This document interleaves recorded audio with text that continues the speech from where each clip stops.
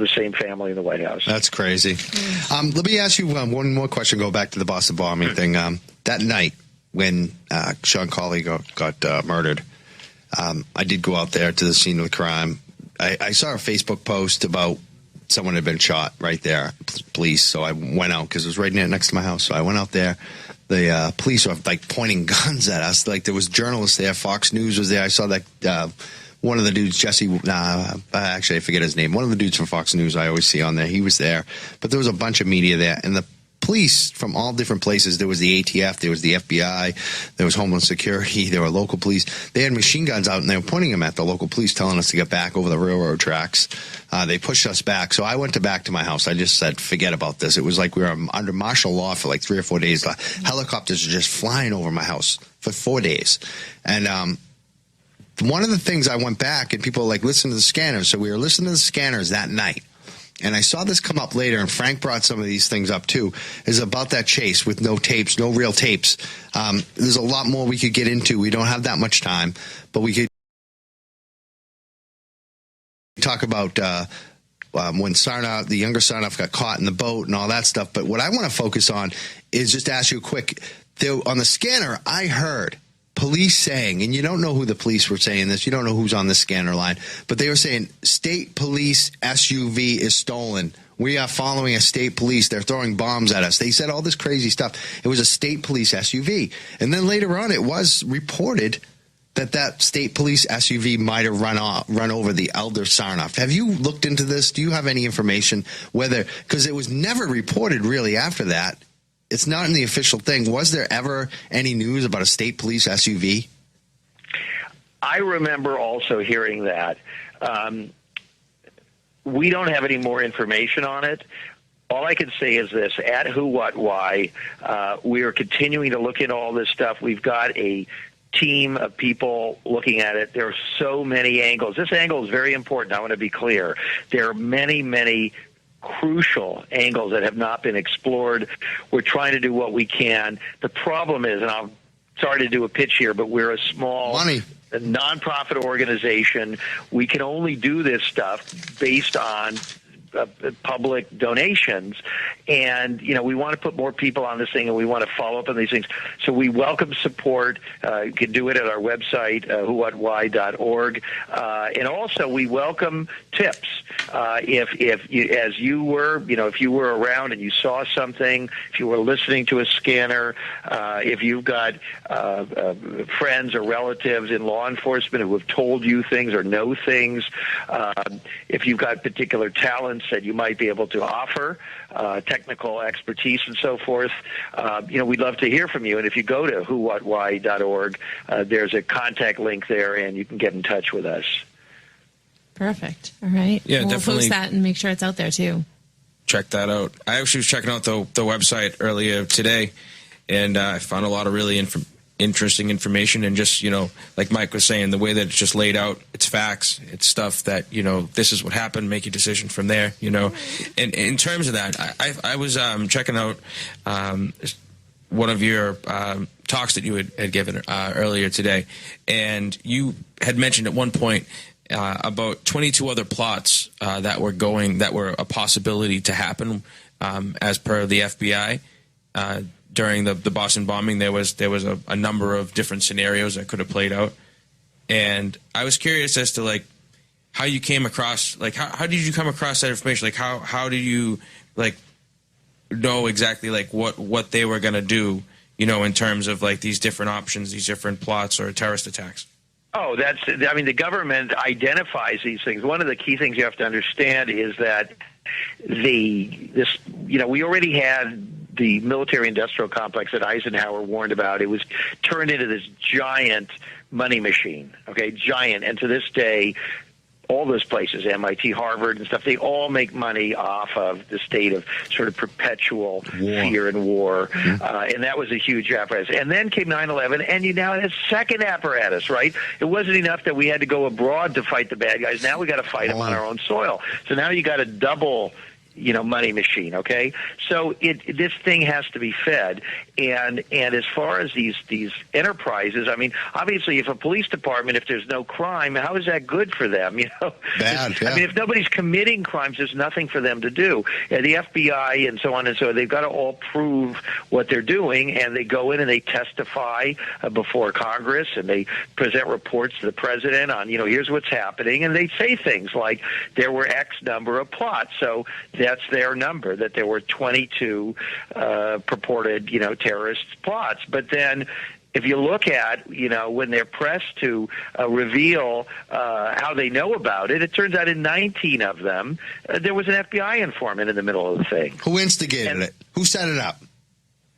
Well, that's the whole point. Yeah. Was the FBI informant revealing the plot, or was the FBI informant causing the plot? Exactly. And that's what they do. They find, like you said, they find the patsies, the people who are too dumb to say no. I mean, you can, when I used to do sales, I still, Frankie and I are both salespeople. You can be unethical in sales. A lot of people are unethical. Oh, yeah. You can find the person that has no brain that will say yes to anything. You can overcome, push people really hard. Yeah. I mean, it works at times. That's not the type of sales I ever wanted to do. Right. Yeah, no. It's, but, this is what the FBI agents are doing. They're finding the person. Let's talk about Tamerlan Tsarnaev. Yeah. I mean, this was a guy who loved being American, and then suddenly he has this personality change, and he's going into these mosques, and he's kind of loudly, sort of swaggering, as a kind of a comic book, Islamic fundamentalist, and he's, and then he goes back, he travels to the former Soviet Union where he's doing it over there. He's, he's like trying to incite people, and even I think it's like some relative of his who is, a devout, Muslim, maybe quasi-fundamentalist. Sure. And even that guy's like, what is with you? Yeah, you need to go back to America.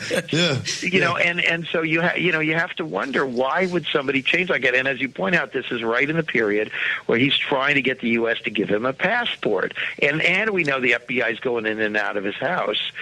And also, by the way, at whowhatwhy.org, you can just look at our series on Boston Marathon bombing, and you can read a piece where we go through a report by the inspectors general of all of these agencies looking at this thing, and they say that when he went to Russia, the FBI knew about it, and that the authorities, the border authorities, were alerted to that, but that when he came back, somebody had instructed him to take the flag down. Yeah, let him go. Don't pay any attention to this guy. Yeah, they turned off the alarm, basically. It's kind of That's like what they did. There was That's a right. flag. They turned and off the alarm just before the burglar came in. Yep. They're like, let him go. Let him through. And, that happens all the time in law enforcement. We call that, what do we call it? Controlled delivery in the drug trade.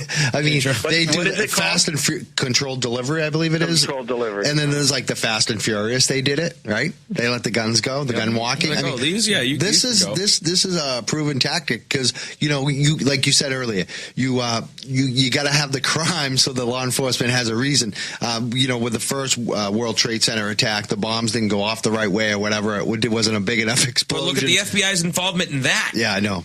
They recorded on tape. Can't stop it. They can't stop it because if they stop it, people will think it's not real. So they got to let it happen, and then they can say we were right there. We were just about to stop it. Well, that's the thing. Like Russ, how much do you think all of this is like the Hegelian dialectic? Like, how much do you think all of this is really like that, in your opinion? Look, all I can tell you is that, a vacuum must be filled. And one has to be careful when one talks about this, because I don't want to give the wrong impression.